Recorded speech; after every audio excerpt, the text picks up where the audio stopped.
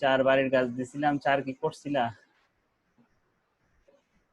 চার করছিলা? করি নাই ভাই। করোই নাই। আচ্ছা, 4 নাম্বারটা একটু বুঝাই দেই, তারপরে আমরা সামনে আগাই। Suppose you work for a unclear laboratory that is contemplating leasing a diagnostic scanner. The scanner cost টাকা 20 lakh and it would be depreciate straight line to 0 over 5 year, অর্থাৎ 0 থেকে 5ম বছর পর্যন্ত এটা সরল রৈখিক পদ্ধতিতে অবচয় ধরা হবে এবং 5 বছর যখন শেষ হয়ে যাবে 5 বছর পর আর এটার কোনো ভগ্নাবশেষ মূল্য থাকবে না। Because of radiation contamination, it will actually be completely valueless in 4 year. বুঝছে, এটা 4 বছর পরে ধরে নেওয়া হয়েছে 4 বছর পরে এটা ভ্যালুলেস হয়ে যাবে, অর্থাৎ এটার কোনো মূল্য আর থাকবে না।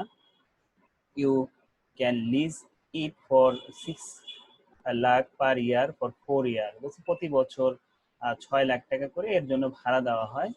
Assuming that the tax rate is 35%, you can grow at 8% before tax. Would you like a lease on buy? অর্থাৎ বলতেছে যে এই মেশিনটা, অর্থাৎ স্ক্যানার, একটা মেশিন, ডায়াগনস্টিক স্ক্যানার মেশিন, সে এটা কি করতে চাইতেছে, যদি ঋণ নেয় তাহলে 5 বছরের জন্য, যদি ঋণ নেয় তাহলে কি করতে হবে, আমাদের ঋণের সুদ পরিশোধ করতে হবে 8% হারে, ঠিক আছে।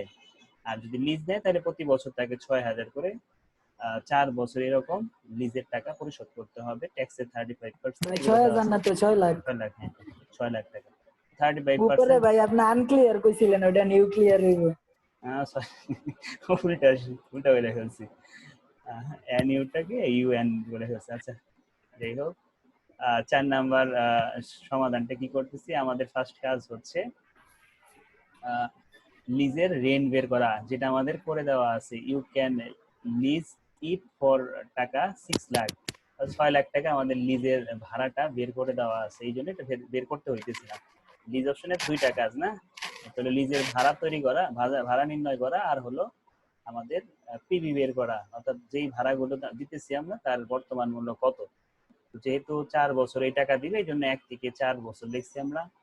কত করে ভাড়া দিবে, 6 লাখ টাকা করে দিবে, ঠিক আছে। 2,10,000 টাকা ট্যাক্স আসছে, কারণ 35% ট্যাক্স বলছে, আমরা এএলআর এর উপরে 35% ট্যাক্স ধরে আমাদের 2,10,000 আসছে। অ্যানুয়াল লিজ রেন্ট থেকে ট্যাক্স সেভিং বাদ দিছি, বাদ দিয়ে আমরা পাইছি নিট ক্যাশ ফ্লো। আর এই নিট ক্যাশ ফ্লো সাথে আমরা গুণ দিতেছি কি ডিসকাউন্ট ফ্যাক্টর। আমরা বলছিলাম কোশ্চেনে ডিসকাউন্ট ফ্যাক্টর নরমালি থাকে না, তো কি করতে হয়, ইন্টারেস্টকে ডিসকাউন্ট করতে হয়, মানে ট্যাক্স রেট দ্বারা গুণ করতে হয়। তাহলে ইন্টারেস্ট রেট হলো 8%, তার সাথে আমরা গুণ করবো 1 - 35%, অর্থাৎ 5.2% আসবে, ঠিক আছে, 5.2%। তো এই 5.2%-এ আমাদের 4 বছরের ফ্যাক্টর কত সেটা বের করতেছি। সেটা বের করার নিয়ম কি, 5.2% ডিসকাউন্ট ফ্যাক্টরে 4 বছরের আমাদের রেজাল্ট আসতেছে হলো 3.5295, ঠিক আছে। 1 - 1 ভাগ 1 প্লাস আর এর মান পাওয়ার 4 ভাগ ভাই 0.052। উপরে 5 বছর লেখা 0 থেকে 5, অঙ্ক কি 5 বছরের না 4 বছরের 4 বুঝলাম না। বছর, 4 বছরের। এই যে আমাদের লিজ কয় বছর দিছে বলছে, you can lease it for taka 6 lakh per year for 4 ইয়ার, 4 বছর। তাই লোন অপশনে গিয়ে কি 4 অপশনই করব? হ্যাঁ 4 ওখানেও বছর। 4 বলবো, কারণ হলো এখানে আবার যে বলে দিছে যে বিকজ, এখানে কি বলছে যে actually B completely valueless in your 4 ইয়ার, অর্থাৎ 4 বছর পরে এটা একদম ভ্যালুলেস হয়ে যাবে, আর কোনো মূল্য থাকবে। এই জন্য আমাদের অঙ্কটা 4 বছরই করতে হবে, ঠিক আছে। যতদিন পর্যন্ত সম্পদের মূল্য আছে ততদিন পর্যন্ত করতে হবে। যেহেতু 4 বছরের পর আর কোনো ভ্যালু থাকবে না, এই জন্য আমাদের 4 বছর পর্যন্ত অঙ্ক করতে হবে। তো আমরা করলাম 4 বছরের ডিসকাউন্ট ফ্যাক্টর 3.5295 আসছে, তার সাথে আমরা যদি 3,90,000 গুণ করি তাহলে আমার আসছে 13,76,505 টাকা, ঠিক আছে। এটা হলো আমাদের লিজ অপশনের প্রেজেন্ট ভ্যালু, ঠিক আছে, লিজ অপশনের প্রেজেন্ট ভ্যালু। ফাহিম আবার আউট হয়ে গেছে, নেটওয়ার্কের প্রবলেম। আচ্ছা এখন আমরা লোন অপশন দেখবো। হ্যাঁ, লোন অপশনে আমাদের ফার্স্ট কি করতে হয়, লোন পেমেন্ট বের করতে হয়, প্রতি বছর লোন পেমেন্ট কত হবে। The scanner কস্ট একটা 20 লাখ, এই 20 লাখকে আমরা 8% সুদের হারে আমাদের প্রতি বছর কত করে কিস্তি দিতে হয় সেটা বের করব 4 বছরের জন্য। তো আমরা সূত্র লিখছি PB calculation of annual loan payment কত হবে, সূত্র হলো PB is equal to L P, তারপর আমরা সূত্র দেখলাম প্রেজেন্ট ভ্যালু অর্থাৎ কস্ট মূল্যটা কত 200 লাখ, সরি 20 লাখ, আর এএলপি অর্থাৎ অ্যানুয়াল লোন পেমেন্ট, আর এখানে আমরা 8% বসিয়ে আমরা বের করছি কি আমাদের লোন পেমেন্টটা কত আসে, প্রতি বছর লোন দিতে হবে আমাকে কত 6,03,847 টাকা লোন পেমেন্ট করতে হবে প্রতি বছর, ঠিক আছে। আর আমাদের সেকেন্ড কাজ হচ্ছে ইন্টারেস্ট বের করা। ইন্টারেস্টের নিয়ম কি ছিল, প্রথমে বছর থাকবে, বিগিনিং ব্যালেন্স থাকবে, এএলপি থাকবে, ইন্টারেস্ট থাকবে, প্রিন্সিপাল পেমেন্ট, এন্ডিং ব্যালেন্স থাকবে। তো আমাদের 20 লাখ টাকার একটা সম্পদ, প্রথম বছরে আমি কিস্তি দিছি 6,03,887, 6,03,847, এই টাকাগুলো আমরা প্রতি বছর এরকম 4 বছরে বসিয়ে দিছি। এই টাকাগুলোর উপর পার্সেন্টেজ করবো, অর্থাৎ 20 লাখের 8%, ঠিক আছে। করার পর এলপি থেকে ইন্টারেস্ট বাদ দিলে প্রিন্সিপাল হবে, আর বিগিনিং ব্যালেন্স থেকে প্রিন্সিপাল পেমেন্ট বাদ দিলে ইন্ডিং ব্যালেন্স হবে। এই ইন্ডিং ব্যালেন্সটা আবার শুরুতে পড়বে, হ্যাঁ, এগুলো আমরা আগেও দেখে আসছি, এই জন্য আর এখানে বললাম না। 3 নম্বরে ছিল ডিপ্রিসিয়েশন বের করা, সূত্র ছিল কস্ট মাইনাস সেলভেজ ভ্যালু ভাগ লাইফ, ঠিক আছে। 5 লাখ টাকা আমাদের অবচয় আসবে। আর আমাদের ট্যাক্স সেভিং হয় 3টা জিনিসের উপর, অর্থাৎ ডিপ্রিসিয়েশন, ইন্টারেস্ট, এই 2টার উপর। আর আরেকটা ছিল মেইনটেনেন্স কস্ট না থাকার কারণে সেটা আর এখানে বসে নাই। আমাদের টোটাল কস্ট দাঁড়াইতেছে কত, টোটাল কস্ট 6,60,000, 6,24,492, এরকম ভাবে আমরা ডিপ্রিসিয়েশন আর ইন্টারেস্ট যোগ করে আমরা টোটাল কস্ট বের করছি। আর এই টোটাল কস্টের উপর 35% আমরা ট্যাক্স সেভিং দেখাবো, ঠিক আছে, 35% ট্যাক্স সেভিং দেখাবো। এই মানগুলো আমরা বের করলাম। তারপরে সর্বশেষ কাজ হচ্ছে লোন অপশনের প্রেজেন্ট ভ্যালু বের করা। নিয়ম কি, যে আমরা প্রথমে 4টা বছর বসাবো, প্রতি বছরের কিস্তির পরিমাণগুলো বসাবো, আমার ট্যাক্স সেভিং কত হয়েছে সেটা বসাবো, আমরা কত দিতেছি আর আমাদের কত সেভ হইতেছে, এই দুটার পার্থক্যটা হইতেছে নেট ক্যাশ ফ্লো, তার সাথে ডিসকাউন্ট ফ্যাক্টর আমরা গুণ করবো, করলে আমরা পাইতেছি প্রেজেন্ট ভ্যালু। আমাদের লোন অপশনের প্রেজেন্ট ভ্যালু দাঁড়াইছে 13,82,504 টাকা, আর লিজ অপশনের প্রেজেন্ট ভ্যালু দাঁড়াইছে 13,76,505 টাকা। আমরা কোনটা অ্যাকসেপ্ট করব, আমরা লিজ অপশনে অ্যাকসেপ্ট করব, কারণ লিজ অপশনের টাকা কম, অর্থাৎ লিজ অপশনের যদি সম্পদটা নেয় তাহলে তার খরচটা কম আসতেছে, ঠিক আছে। এই জন্য আমরা কি করবো, লিজ অপশনটা সিলেক্ট করবো, কমেন্টে তাই লিখবো lease option should be selected, ঠিক আছে, লিজ অপশনটা আমরা সিলেক্ট করবো। এই ছিল আমাদের 4 নাম্বার অঙ্ক। আর ওই যে 1 নাম্বার অঙ্কের ওয়ার্কিং এর মধ্যে কই জানি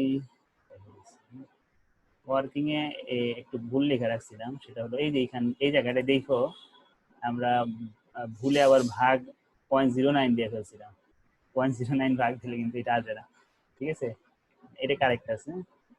একদম ফার্স্ট অঙ্কের ওয়ার্কিং আছে না, ওই যে ক্যালকুলেশন পিভি ফ্যাক্টর বের করি বা ডিসকাউন্ট ফ্যাক্টর, ওইটা ক্যালকুলেশনটা ওখানে একটু ভুল ছিল, মানে এটা হবে। এরপরে আবার লেখা আছে পয়েন্ট ভাগ 0.09, ওইটা হবে না, হ্যাঁ, এটা করলে দেখবে এটা আছে। আর 0.09 ভাগ দিলে ওইটা পরের বছরের না, তাও হবে না, অন্য মান এসে যাবে, ঠিক আছে, বুঝতে পারছি। ওয়ান বাইরে কি 1 ইজ ইকুয়াল, আবার তাপলো ওই লেখা চাপলো না, ঠিক করছিল। ও হ্যাঁ হ্যাঁ, ঠিক হয় নাই, বুঝছি, আমি বললাম না তাপলো লেখা ওই দিনে ঠিক ঠিক করলাম, করছিলেন, হ্যাঁ ওই দিনে ঠিক করলাম, আজকে আবার চেঞ্জ হয়ে গেছে।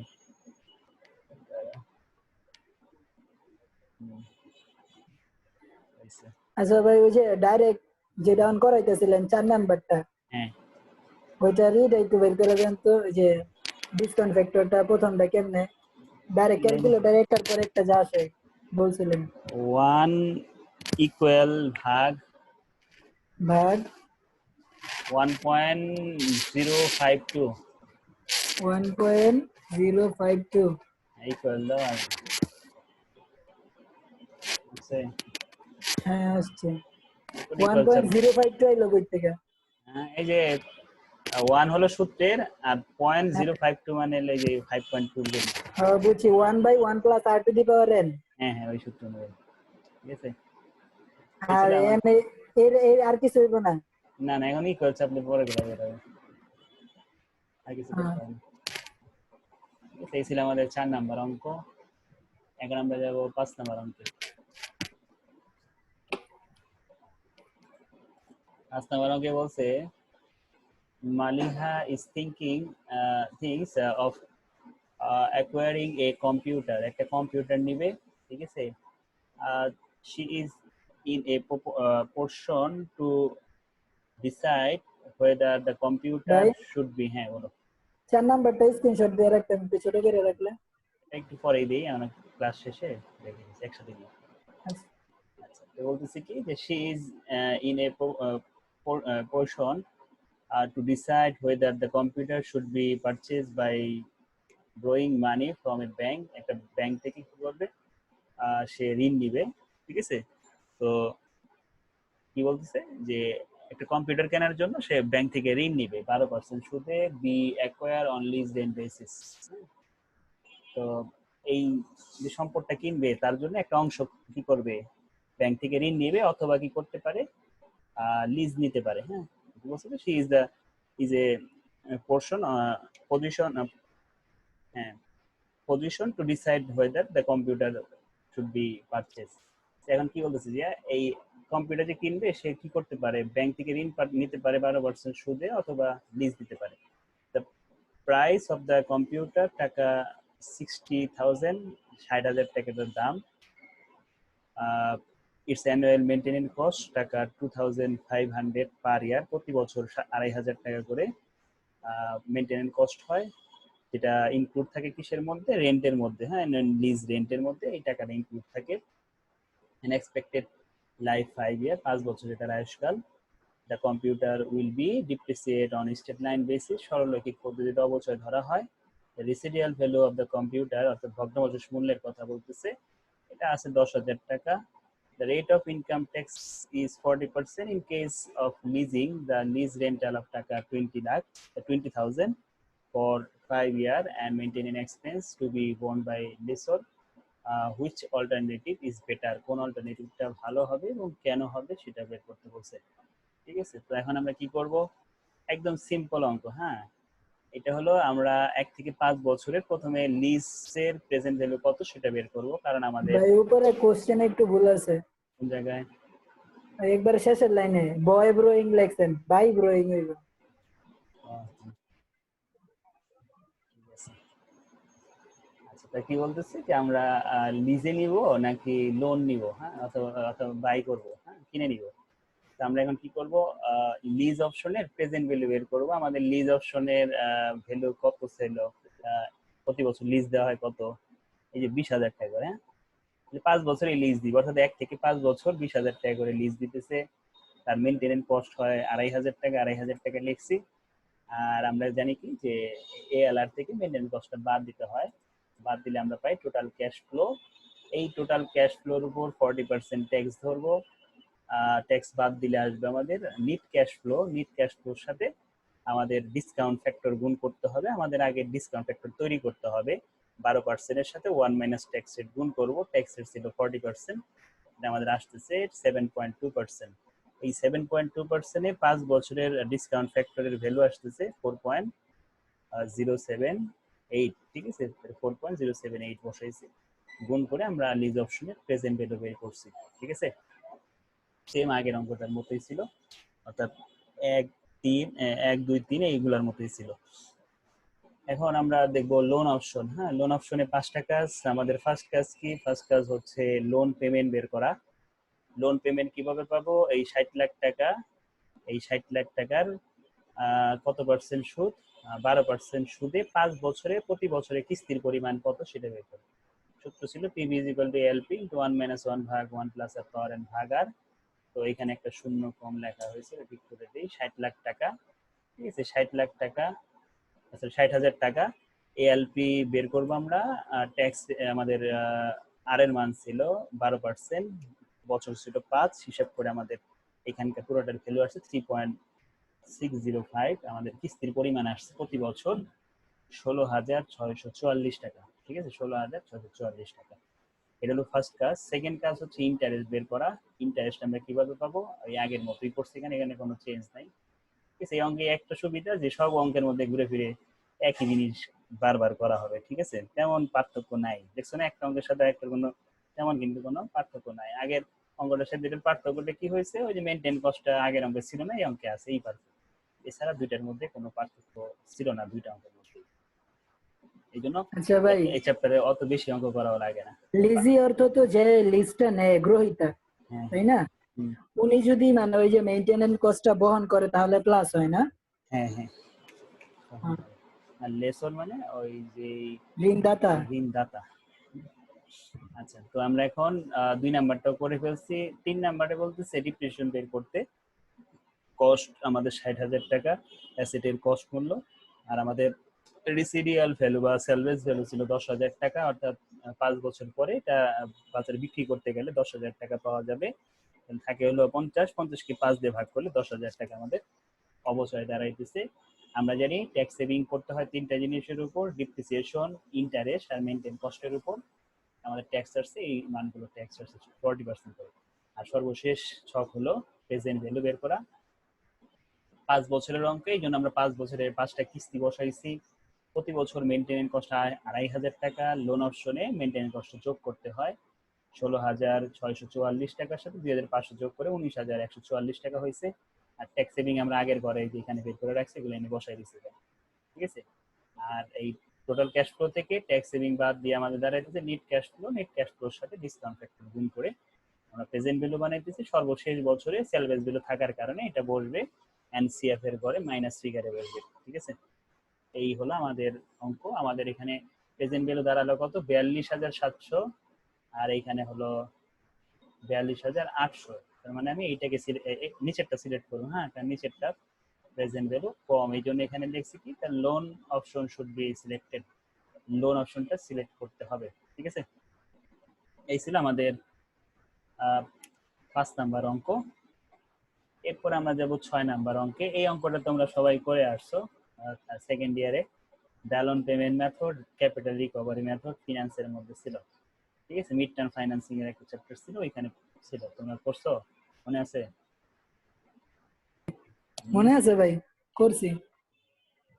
আমরা দেখি। এটা হলো একটা ইন্টারেস্টের শিডিউল তৈরি করতে হবে। হ্যাঁ, রিপেমেন্ট শিডিউল তৈরি করতে হবে। আমাদের ইন্টারেস্টটা দুই ভাবে কাউন্ট করা যায়। এক হলো ব্যালন পেমেন্ট মেথড, এক হলো ক্যাপিটাল রিকভারি মেথড।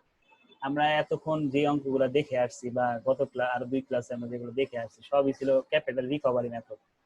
ঠিক আছে, অর্থাৎ আমরা নিজের লোনের পরিমাণ বের করে প্রতি বছর লোন কত হবে সেটা বের করে যেই কাজটা করি সেটাকে বলা হয় রিকভারি মেথড। আর ব্যালন পেমেন্ট মেথডে আমাদের প্রথমে প্রিন্সিপাল পেমেন্ট বের করতে হয়। আমরা দেখি কি বলছে। Sumit Limited needs টাকা 10 lakh to finance its intermediate term capital requirement for repairing equipment. Uh, Ogroni Bank agreed to meet requirement at 12% interest. The loan should be repaid in next 5 years. You are required to show the repayment schedule. Repayment schedule বা এটার আরেকটা নাম আছে loan অ্যামortization schedule. ঠিক আছে, অর্থাৎ ঋণ যে পরিশোধ করবে তার কিস্তির একটা শিডিউল থাকে, সেই শিডিউলটা তৈরি করতে বলছে। তো আমরা বলছিলাম কি, ব্যালন পেমেন্ট মেথডে প্রিন্সিপাল পেমেন্টটা আগে বের করতে হবে, তারপরে শিডিউল তৈরি করতে হবে। ব্যালন পেমেন্ট মেথডে আমরা আগে প্রিন্সিপাল পেমেন্ট বের করব। প্রিন্সিপাল পেমেন্ট বের করার নিয়ম, এই ১০ লাখ টাকাকে, অর্থাৎ যেই টাকা সে ঋণ নিছে বা লাগবে তার, সেই টাকাকে তার আয়ুষ্কাল দ্বারা ভাগ করবে। ৫ বছরের জন্য নেবে, তার মানে প্রতি বছর তার আসল দিতে হবে কত করে? ২ লাখ টাকা করে আসল টাকা পরিশোধ করে দিতে হবে। ঠিক আছে, তো এখন আমরা শিডিউলে যাব। শিডিউল তৈরির নিয়ম কি? আমার ক্যাপিটাল রিকভারি মেথডে এবং ব্যালন পেমেন্ট মেথডে প্রথমে কি থাকবে? ইয়ার থাকবে। দ্বিতীয় গড় দুজনেরই ঠিক থাকবে।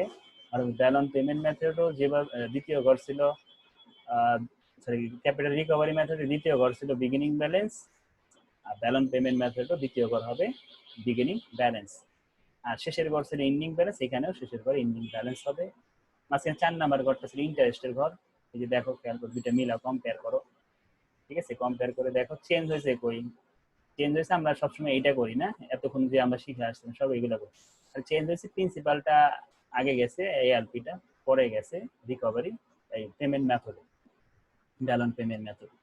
কারণ যার অ্যামাউন্টটা সমান হবে তাকে আমরা আগে রাখবো, বিগিনিং এর পরে রাখবো, হ্যাঁ, অর্থাৎ ইন্টারেস্টের আগে রাখবো।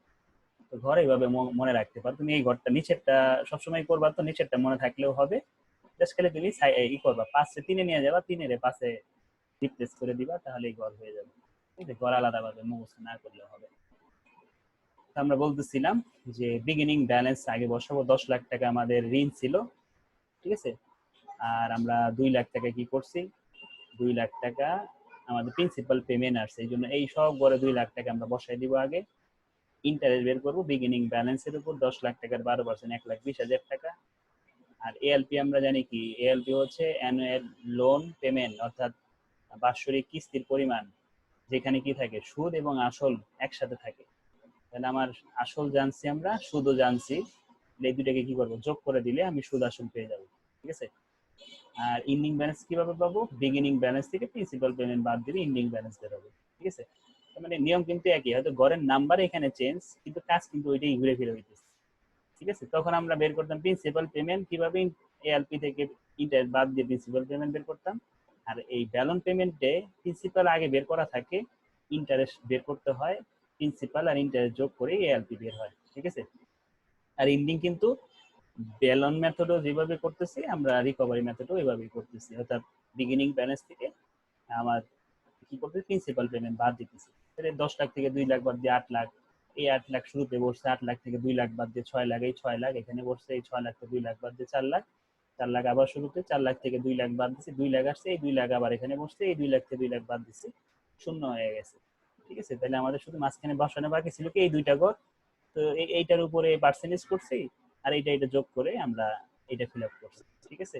এই অঙ্কটা করতে ক্যালকুলেটর লাগে না, মানে এই অ্যামাউন্টে যদি থাকে একদম রাউন্ড ফিগারে, তো ক্যালকুলেটর ভাই লাগে না।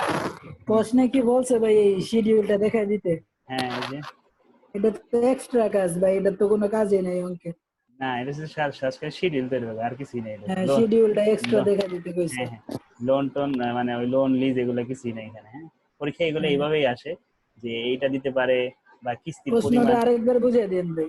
পোস্টে তোমার এটা কি করতেছি আমরা, যে শুধু এইটাও আসতে পারে, যে তুমি এই খালি এটা বের করো, অর্থাৎ লোন পেমেন্ট কত করে হবে সেটা বের করো, অথবা বলবে রিপেমেন্ট শিডিউল তৈরি করো, লোন মেথড পেমেন্টে বা রিকভারি মেথডে, এগুলো আসে পার্ট বিতে, ঠিক আছে। আর বড় অঙ্ক আছে পার্ট সিতে। তো ওই যে ঋণ নিয়েছিল 10 লাখ টাকা 5 বছরের জন্য 12% সুদে।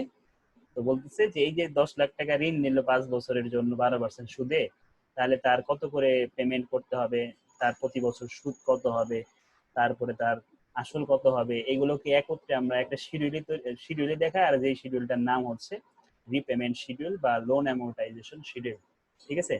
অর্থাৎ প্রতি বছরের কতটুকু আমাদের আসল থাকবে, কতটুকু সুদ থাকবে, এবং সুদ আসল মিলে কত হবে, সেই জিনিসগুলো যে ছকের মধ্যে আমরা প্রেজেন্টেশন করি সেটাকে বলা হয় রিপেমেন্ট শিডিউল।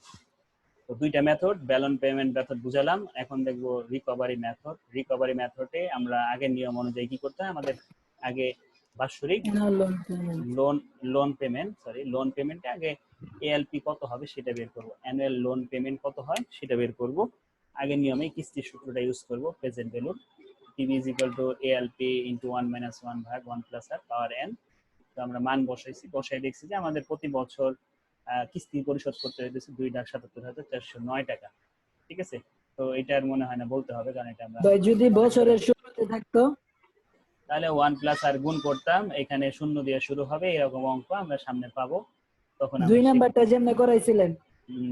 এই শিডিউলটা তো আর 2 নম্বরে ছিল না এরকম, না না, হ্যাঁ ওটা তো ছিল লোন অপশনে, সরি লিজ অপশনে ছিল, লোনে এখনো বিগিনিং পাইনি, সামনে আছে।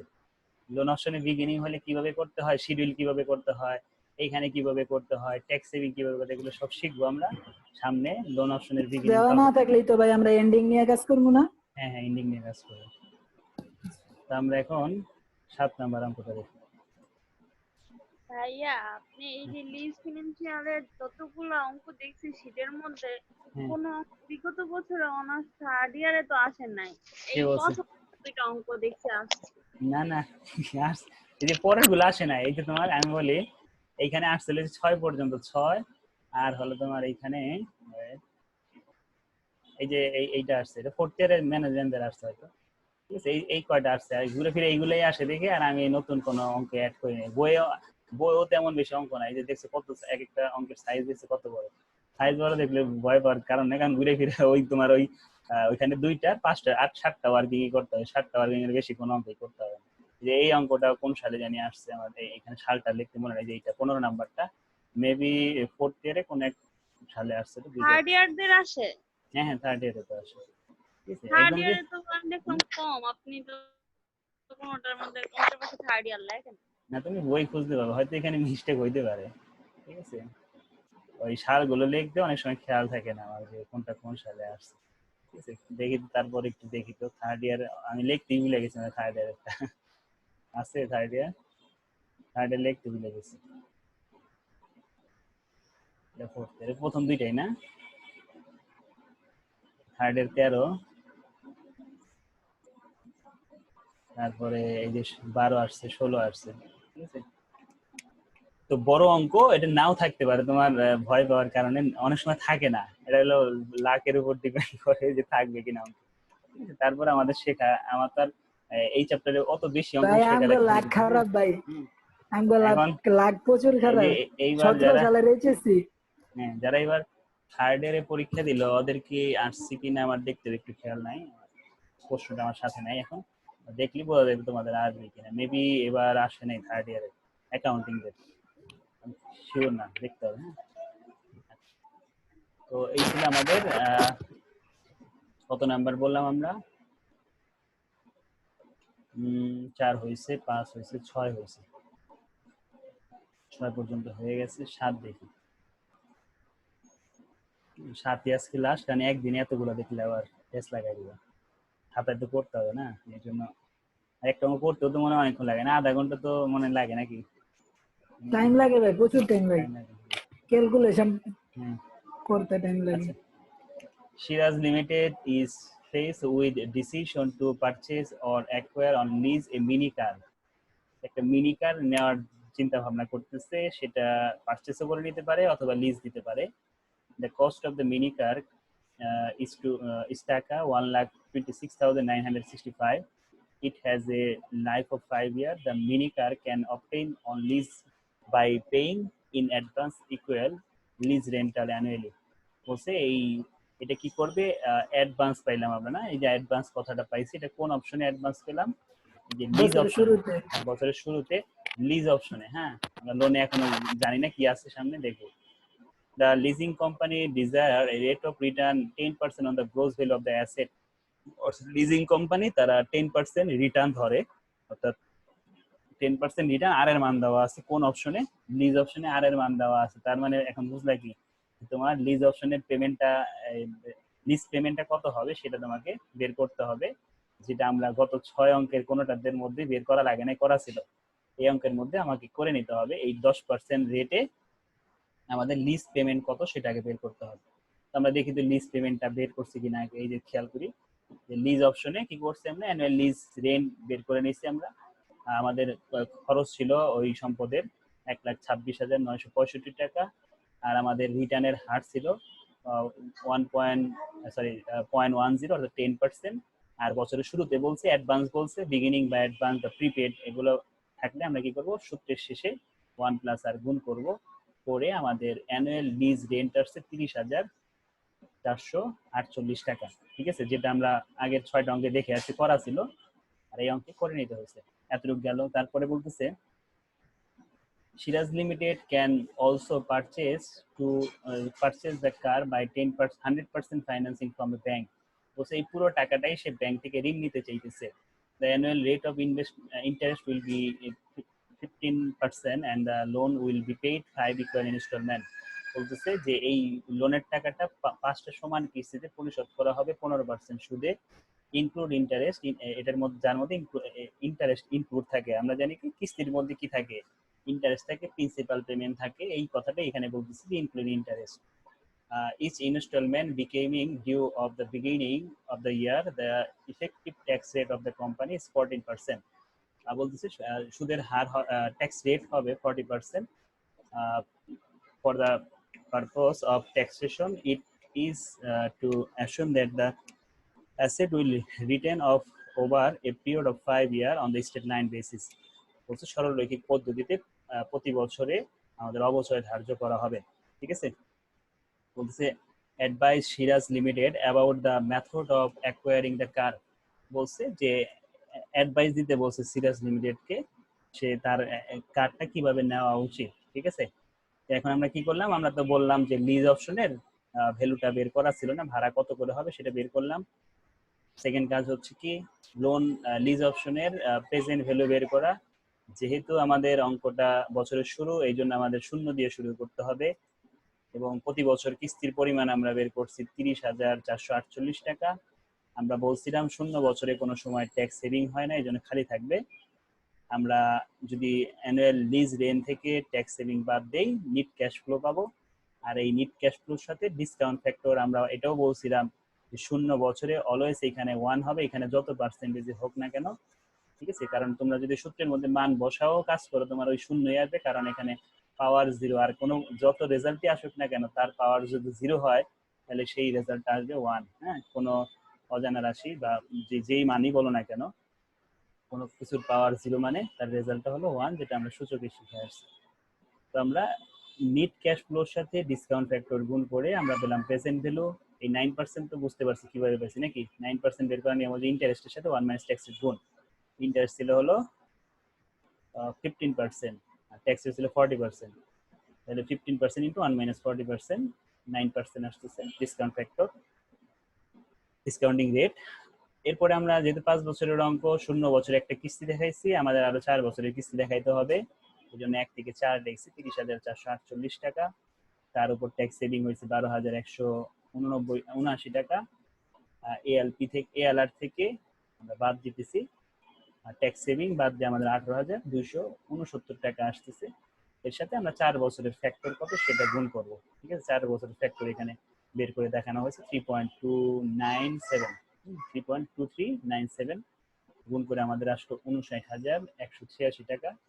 আর ওই যে আমরা বলছিলাম যে শূন্য বছরের ট্যাক্স সেভিং হয় প্রথম বছরের ট্যাক্স সেভিং হয় দ্বিতীয় বছর, এরকম চতুর্থ বছরের ট্যাক্স সেভিং এখনো দেখানো হয় নাই। ওই ট্যাক্স সেভিংটা আমাদের পঞ্চম বছরে আলাদাভাবে একটা ইয়ার দিয়ে পঞ্চম বছরের ট্যাক্স সেভিংকে শো করতে হবে। আমরা যদি এইখান থেকে বাদ, এখানে এটা কি এখানে কিছু না থাকা মানে কি এখানে 0 আছে নাকি, 0 থেকে যদি আমি এটা বাদ দেই আমাদের মাইনাস ফিগার থাকবে। আর এই মাইনাস ফিগারের সাথে আমাদের পঞ্চম বছরের অর্থাৎ একটা ইয়ারকে ইন্ডিকেট করতেছে, সিঙ্গেল ইয়ার। এই জন্য আমরা 9%-এ 5th ইয়ার অর্থাৎ পঞ্চম বছরের 1 টাকার আজকের মূল্য কত সেটা আমরা বের করছি 0.6499 গুণ করে আমরা বের করলাম।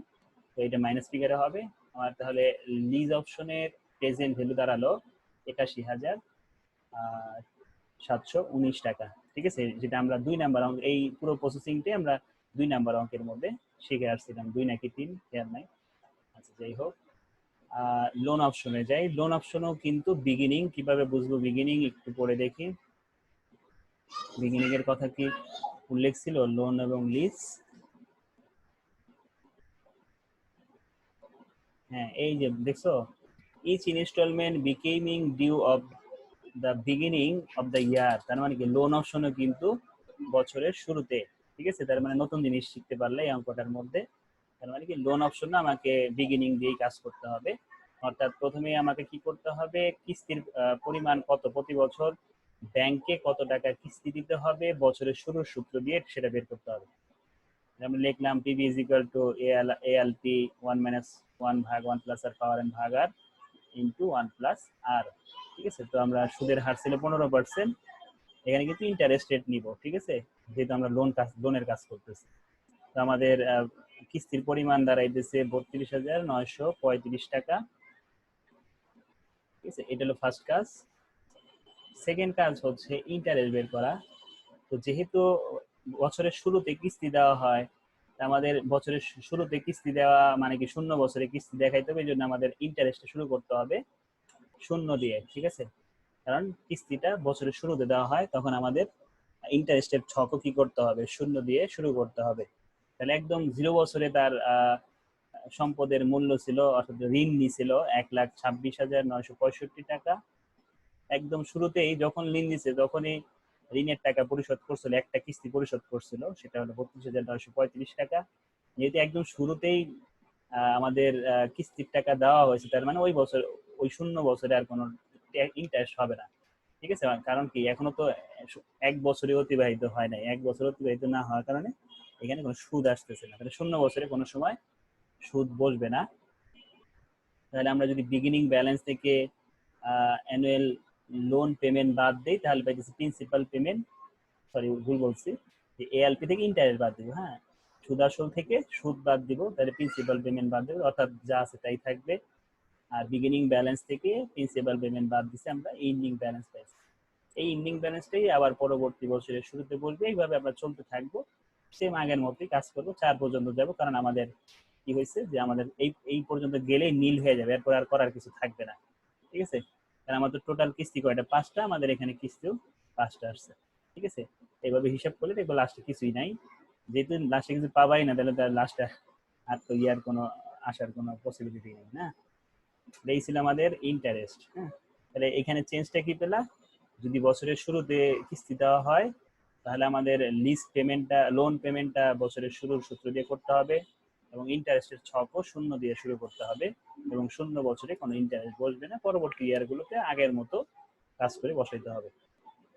3 নম্বরে অবচয়।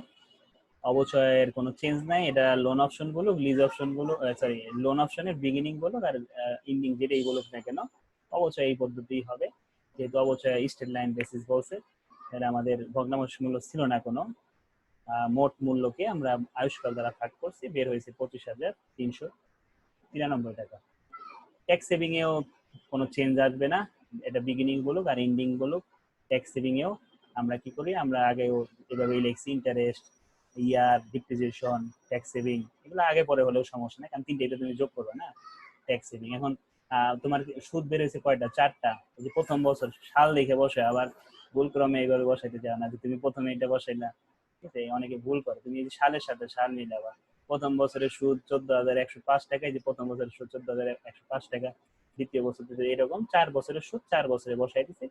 যেহেতু পঞ্চম বছরে তার কিস্তি দেয় না, এই জন্য কোনো সুদও আসে নাই। ঠিক আছে, অর্থাৎ পঞ্চম বছরের আগেই তো তার লোন শেষ হয়ে গেছে না, 0 থেকে 4 নাম্বার ইয়ারের মধ্যেই তার লোনের কার্যক্রম শেষ হয়ে গেছে, এই জন্য আর ইন্টারেস্ট এখানে কিছু আসবে না। 5 বছরের অবচয় আসবে। প্রথম বছর অবচয় তার বছর অতিবাহিত না হলে তার অবচয় হয় না, না, এই জন্য প্রথম বছরে এরকম 5 বছরে আমরা অবচয় দেখালাম, আর 5 বছরে টোটাল কস্ট দেখালাম। ঠিক আছে, অর্থাৎ ইন্টারেস্ট আর ডিপ্রিসিয়েশন যোগ করে আমরা টোটাল কস্ট পেলাম, তার উপরে আমরা 40% ট্যাক্স ধরছি। তারপরে আসি লোন অপশনের প্রেজেন্ট ভ্যালুতে। লোন অপশনের প্রেজেন্ট ভ্যালু আমরা লিজ অপশনের প্রেজেন্ট ভ্যালুর ছক যেভাবে করছি, লোন অপশনের প্রেজেন্ট ভ্যালুর ছকও একইভাবে করো, যেহেতু দুইটাই বিগিনিং এ ছিল। Year, ALP, tax saving, net cash flow, discount factor, TV, এখানেও কি করতে হবে, আমাকে 0 দিয়ে শুরু করতে হবে, কারণ কিস্তিটা ভাই বছর। চিল্লাচিল্লি করে কে? আমার ছোট ভাতিজা। ঠিক আছে, আচ্ছা, আমাদের তাহলে কি বললাম যে 0 বছর, এই 0 বছরে আমরা কি করব, কিস্তির পরিমাণ বের করব।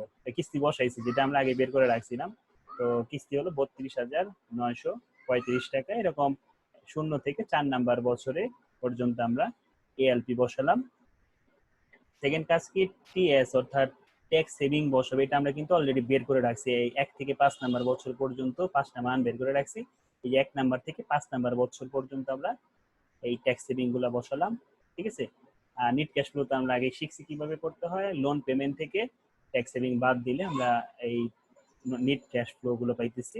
ঠিক আছে, এখানে কিছু নাই, মানে এখানে 0 থেকে তুমি এটা যদি বাদ দাও, যে নেগেটিভ মান আসবে, নেগেটিভ লিখলাম, কারণ এই মানটা হলো বড় মান, তার আগে মাইনাস।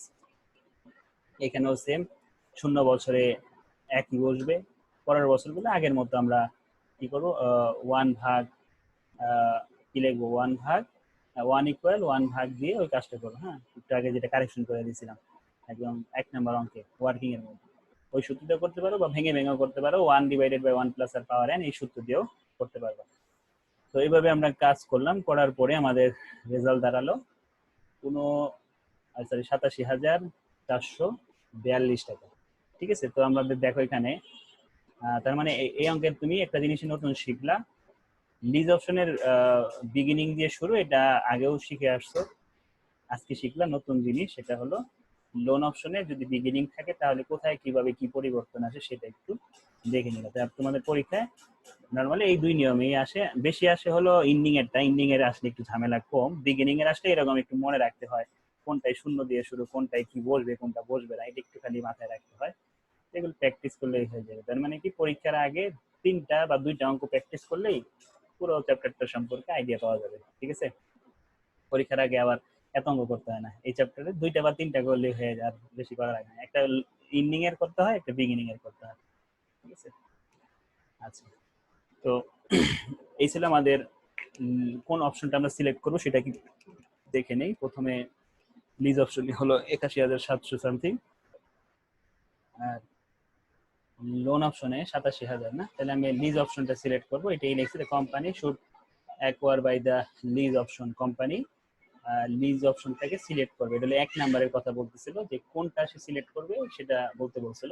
2 নাম্বারে আর একটা জিনিস চাইছে, 2 নাম্বারে বলছে what should be the annual rental to be charge by the leasing company to match the loan option.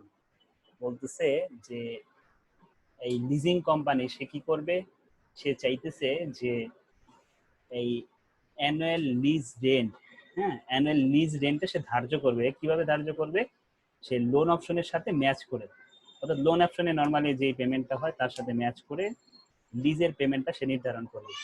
অর্থাৎ সে ওই যে ক্যালকুলেট করে যে লিজ পেমেন্ট বের করছিল ওই যে ৩০,৪৪৮ টাকা, সে এইভাবে দিতে চাইতেছে না। সে যদি চায় যে তার লোন অপশন কত, লোন অপশন দেখে লোনের হিসাব কিতাব দেখে সে কি করবে, লিজিং কোম্পানি তার লিজ নির্ধারণ করবে।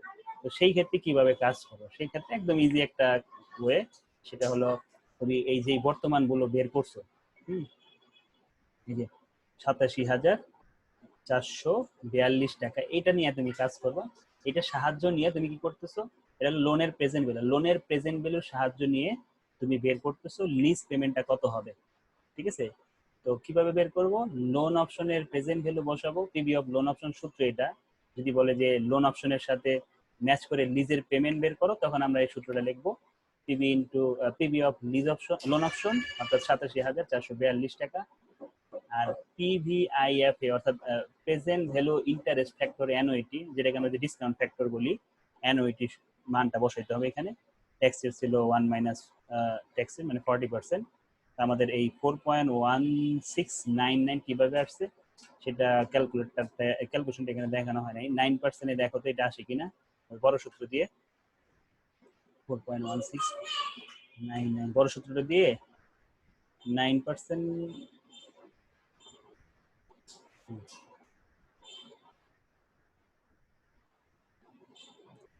না না 9% এইটা হবে, হ্যাঁ যেখানে করাই আছে পড়তে হবে না।